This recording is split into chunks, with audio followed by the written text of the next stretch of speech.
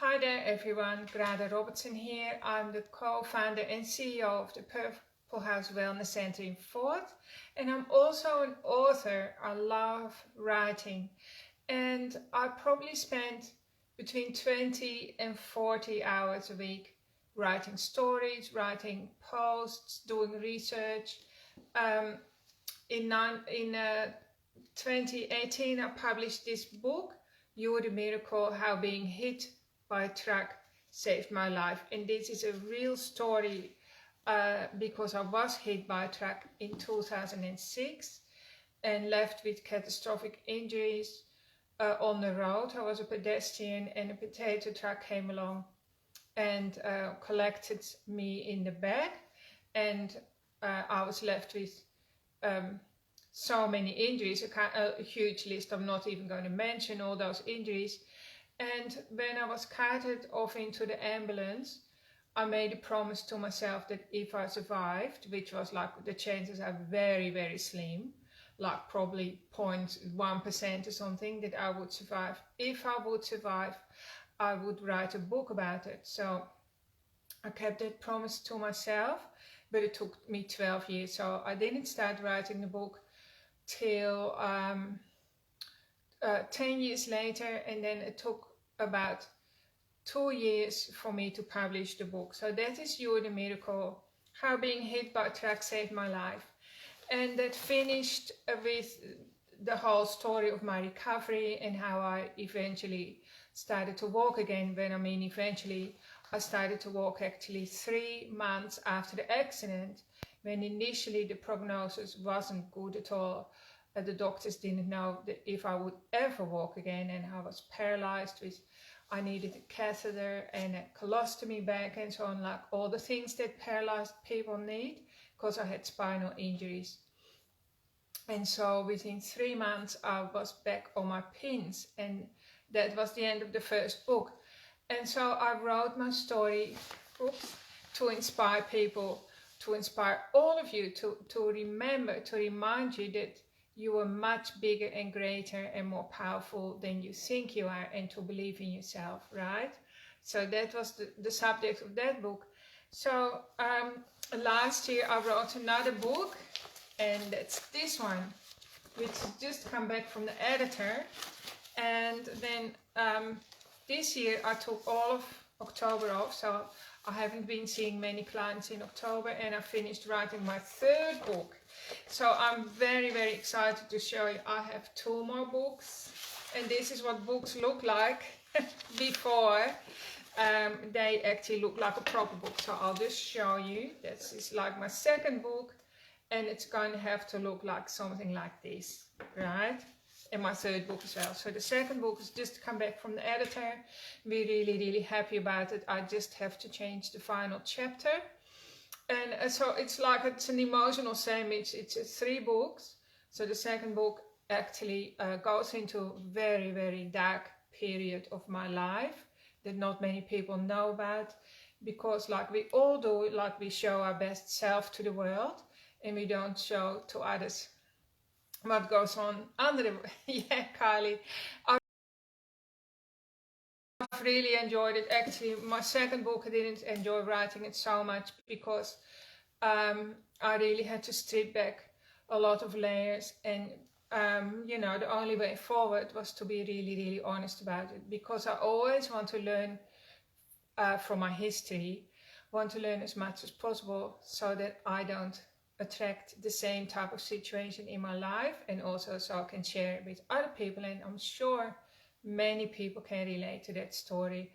So my second book is from 2008 till 2013, and that is pretty much 5 years of mental illness with acute anxiety disorder, panic disorder, and I had bowel blockages all the time, like every 2 months, like a life-threatening bowel blockage, which ended up nearly killing me in 2013, and I needed life-saving surgery, otherwise I wouldn't be sitting here. But in between all that trauma, I had a really, really good life still as well. So the most amazing thing of all that dark period of my life is that eventually every part of my body did recover, even though I didn't do any rehabilitation, like I didn't follow any rehabilitation programs or systems. And my body instinctively did its own healing. And I think this is the most important message that I have for everyone, that our bodies know how to heal, even our minds know how to heal, and emotionally we can heal too. And I'm nothing special. Everyone can do it. Maybe the only thing that sets me apart was that I was already a healer, so I know how some of the mechanisms of healing works. But even if you don't know it, your body still knows it, because healing happens unconsciously or subconsciously. And so then the third part, the third book is going to be more fun to read. And that's about when we had a coffee shop and a clinic and lots of grandchildren were born. We had lots of adventures and funny stories and healing stories and mishaps and so on. And also, it's also how I untangled myself from my upbringing. So everything, of course, goes back to the childhood. Our childhood sets us up for our whole entire life, because everything from conception onward, the unconscious mind starts to store everything neatly in a filing cabinet, and everything we've ever eaten, every expression we've ever had on our face, every interaction, everything we've ever smelled or heard, it all goes into the subconscious mind. And that's where the programming happens, because the little child, the infant, doesn't know what's the word, truth from untruth, right from wrong. It just accepts everything, and it goes into the little computer. And the programs, by the time we're 2 years old, often our limiting beliefs and sabotages and so on are already up and running. Even we're born with a whole lot of sabotages too, that we inherit from our ancestors and from previous lifetimes as well. So we have a big journey, like our lifetime here on Earth, in our Earth suit, is an incredible journey.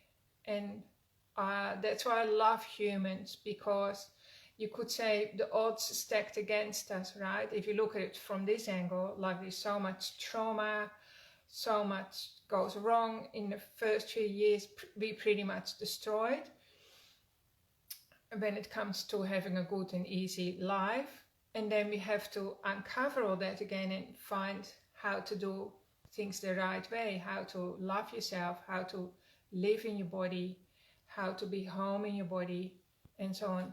So a few things that I want you to know that helped me. The first thing was when the truck hit me, I had a near-death experience, and it happened in like a split second, probably maybe a minute at the most. And so I left my body, and I was out of my nervous system, out of my earth suit, and I experienced what everyone who's had a near-death experience will tell you, that I felt completely free and supported and taken care of and at ease and without fear for the first time in my life, because I've always probably had low-level anxiety. That was all gone. I didn't feel any judgment. I felt total acceptance. Everything made a lot of sense. I just felt connected to the light, to all the good things in the universe. Everything was beautiful. And my cells, the cells on a cellular body, I experienced that. So it's really kind of hard to, there was a deep, deep peace in my body. And I think all the cells of my body received a complete reset, you could say. And that really helped me to heal faster than ever before as well. To just feel that unconditional acceptance. Because before that, I was really living in that concept, you know, that I could go to hell or I could go to heaven if I did the wrong thing, blah, blah, blah. I can't be on the wrong side. All that indoctrination. When I died, there was none of that. So that was really, really beautiful. And that helped me a lot. But I actually didn't, what's the word? I shrank again, like so when my body recovered and I went back to work and I picked up my role as a mom and as a healer and everything else that I was doing, I kind of shrank all that down. I condensed it again. I tried to be that same person again that I was before the accident, and that didn't work, of course, because the universe didn't want me to be that person. So then the worst thing after that was that I completely lost my mind. You could say my mind was broken for pretty well 5 years. But the only times that I felt really good was when I was healing other people. So that was my lifeline. So I pretty much continued to work through that period. And then from 2013 onwards, I really turned the corner, and I've been going better ever since. So I'm talking about this tonight because I want people to know, people who are listening, I want you to know that you can choose the way back or the way forward, because you never really want to go back, from my experience, to where you were, because those difficult experiences are wanting to change something about your life. And so there is a saying that the unconscious needs to be, if the unconscious remains unconscious, that means like out of your awareness, it continues to dictate and control your life, and we call that fate, right? But I never called the truck accident fate, because I knew that it was something in my unconscious mind that had attracted it, because I needed to break free and be a different person, change my whole being. The same with the mental illness. I had to work through that as well, so something else. So I could be a different person, more in alignment with the universe, right? And so everyone can do that. And so the first thing is to slow down. The universe pretty much always wants us to slow down. Just slow down your pace, like do only half as much as you want, that you expect from yourself, and that will allow some more space. And then secondly, you have to learn to come back into your body. So that was a big lesson for me, because I think pretty much for my whole life I kind of lived like from here up, and I used to ignore my body. And that's a recipe for disaster, because the more you disconnect from your body, the more unsafe you are. Like you attract predators and stalkers, and you attract people that want to exploit you, and you attract accidents and illness into your lives. And the more we are home in our body and embody ourselves and take up the whole space of our body, the safer and calmer and more peaceful and successful and loving we become, and more empowered as well. So that's been a really, really big journey for me. I had to learn techniques and practices that showed me how to do that. And then I had to dedicate time to that every day, because it wasn't natural for me. In fact, it was painful for me to come back into my body. But it's again a matter of persisting, and it really, really, really pays off. So that's something that I teach people, and when I work with people, I show them how to do that. And then another really, really big thing that I learned from my lesson, from my experiences, is that it's so important to put self-love first. So I always put self-love last. In fact, it wasn't in my dictionary.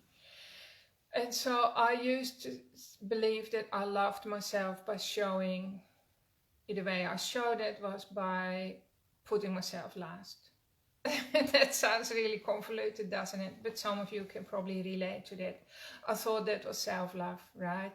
And so like always looking after my kids first, or Peter, or my parents, or my clients, or the community, or strangers, or friends, or organizations, charities, you know what. I just used to overextend myself and give my energies out to everyone else first.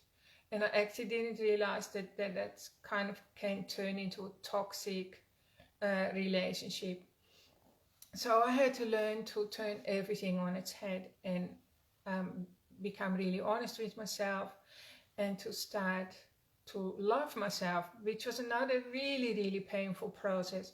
I found that excruciating because it was like counterintuitive to everything that had been instilled in me as a child, or even as a young child.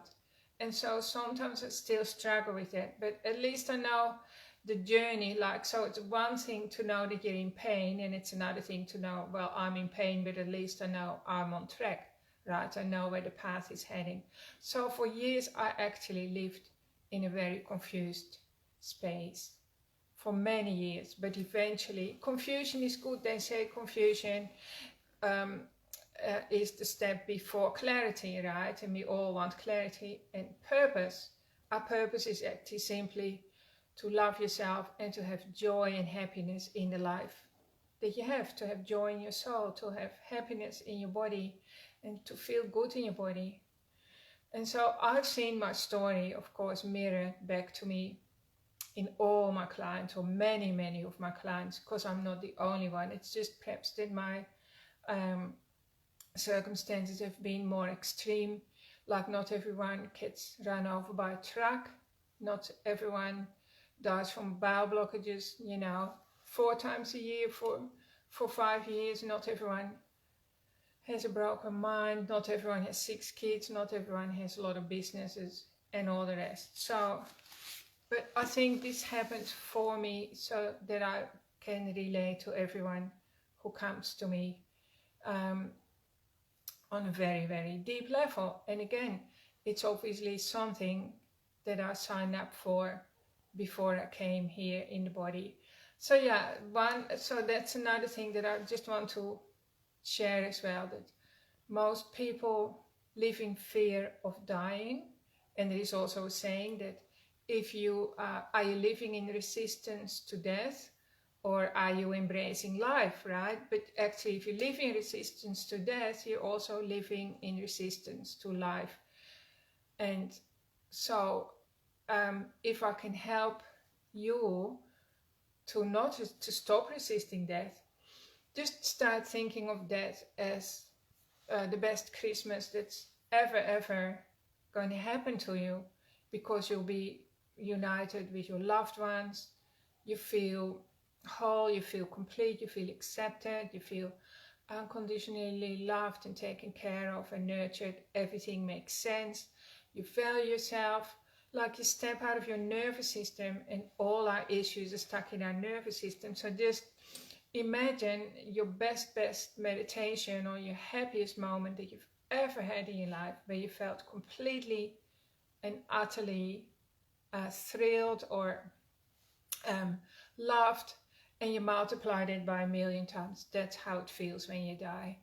And sometimes when we sit with people who are dying, like I've sat with my mom and my father when in their last moments, and it looked really hard from the outside, but I knew it was just their body struggling, and their spirit was already out of their body. So the struggle that we see that instills fear in us is not really how your spirit will experience it when it's your time to pass over. So another really good thing you can do is just check out other people who've died. Like, there've been millions of people, literally millions and millions of people who've had a near-death experience, and they always say the same thing. They'll say, "Why did you bring me back? I loved being where I was. Why did you bring me back? Why did I have to come back?" And so I think if you invest in yourself and create a relationship with your deathbed version, right? So how do you want to be on your deathbed? And you think about that every day. That's going to give you a really good life. I think of that every day. I actually think of it nearly, probably at least once every 5 minutes. So and I like thinking about it because it's, I don't know, it just shows up. It pulls me up where I need to be from minute to minute during the day. And so that's one other thing, a really important thing, gift that I took away from all those experiences. So then I started to write, like I said, my second and third book. I don't know why, I just felt like I had to do it. And the more I wrote, the closer I felt to source, right? The divine source. So all of us are connected to the divine source. In fact, all of us are divine being, but we get so busy and distracted that we sometimes can't source the force, like I call it, so we can't reach in deep enough. So I would encourage you, if you want to get closer to your inner core being, where you have all this beautiful, exquisite peacefulness and harmony and wisdom that's already inside of you, start journaling. Just start journaling. Like some people do gratitude journal, I often recommend that too, but it's even better to just journal just whatever pops up in your head. Just allow your hand to write, or I type, however it wants to come out. Just start moving your hand, whatever you do, just move your fingers, right? And so if you've typed for, say, 1 page or written half a page, usually your soul, which is your core, will start to talk to you through you, and suddenly you'll be surprised what starts to come out. Some of you have probably already done exercises like that, so you can share, if you like, how that's helped you or given you clarity, you know, at different times of your life. Apparently the people that are most successful in the world, they all write in a journal, and they also write their goals. And if you have a goal, even now, let's say my goal was to get better, to get healthy again, to be present for my children, to have a clinic and all the rest. I had lots of goals. I did write about that. I wrote it all down, and that improves the chances of gaining it already by something like 70%, just a single action of writing it down. So you don't have to write as much as I did. So like this is my 3rd book, that hopefully the editor will be able to have a look at it soon. And then I have to go to the publisher, and then hopefully sometime next year I'll have 3 books. But I just want you to know that things can come through you, right? So first it's just a thought or an idea, and then it turns into a big stack of paper, and then it turns into a glossy book. That's how life works. And so the idea happens sort of above our head, you could say, in our aura, and then it has to travel down through our core, and the downward flow is called the manifesting flow. So it goes from the crown chakra through all our chakras, through our body, into our feet, into the ground. That particular energy flow is the manifesting flow. So if you are stuck in a place where you know you've had lots of dreams, you're always having dreams and ideals, but it's not really manifesting into something, I'm going to encourage you to just close your eyes and feel that downward flow. Just change the energy as it comes through the crown of your head, through the back of your body, through your bottom, your knees, your feet, down into the center of Mother Earth. And just drop it down as far as you can go. Like, I usually imagine the center of Mother Earth, and imagine a point of light or like a little campfire, and I pull my attention all the way down to the center, and that amplifies the energy of manifestation.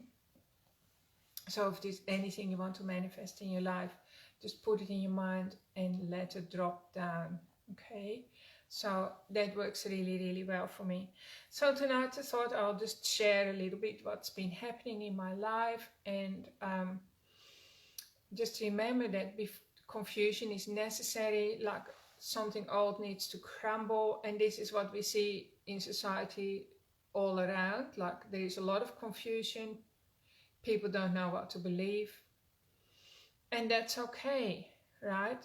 We all need to go through that. It's like the moth or whatever, the grub, has to be completely dissolved. It turns into soup literally before it turns into a butterfly. Like, it has to completely be disintegrated, and it just turns into a little bit of, I call it soup. And then suddenly, after a while, in the little cocoon, the little butterfly starts to form. And it's not a very easy process, because nobody likes to that feeling of losing yourself, or who am I, or where am I heading, or nothing works, or I don't understand anything, I don't know who to believe, I don't know why this is happening to me, how long is this going to last for, I can't bear it any longer. All those emotions and feelings are part of the transition into a new and different you. That's a better version. So hang in there, and maybe, yeah, definitely do some journaling, do the downward energy flow. It's also very calming. Value yourself, right? Your life is important. It's way more important than you could ever guess. And practice being in your body as much as you can, and practice self-love. So if you don't know how to do self-love, just think of a person, a role model that you admire, or somebody maybe that you could even be envious of, and just see how that person is doing it. What sort of decisions does that person make, and what does self-love mean? And it's going to come to you, because self-love is actually an instinctual force that we were born with, but then it was kind of all tangled up inside of us. So when a person has really, really good, healthy self-love, that person has like a really brilliant light, radiant light in themselves, and that person isn't radiating toxic energy. So it's the complete opposite to what you've been programmed to believe. And so if you have really, really good self-love, you also don't get triggered. You're easy to be around, and people feel uplifted when they're around you. Anyway, these are just some thoughts, and I hope this finds you well. And if you're feeling stressed or troubled, hang in there. It's all going to pass soon. And do some journaling. Invest in yourself. Thanks for watching, everyone. Yeah, Carly, I have a lot of hope as well. Yeah. Okie doke. And thanks for watching. And I really hope you have a great week. And I look forward to seeing you again next Monday at 8 o'clock, all being well. Have a great week. Much love, everyone. Bye-bye.